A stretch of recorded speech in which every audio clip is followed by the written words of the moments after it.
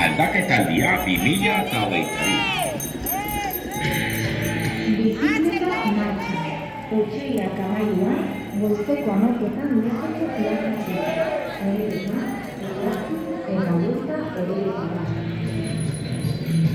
Marcha en bicicleta el 13 de febrero a las 11 de la mañana desde Marico, Plaza de Leto. Pasaremos por los tramos del nuevo trazado que el TAP quiere destrozar en nuestra comarca, haciendo el recorrido por Orereta, Goyaxi y acabando de nuevo en Orereta.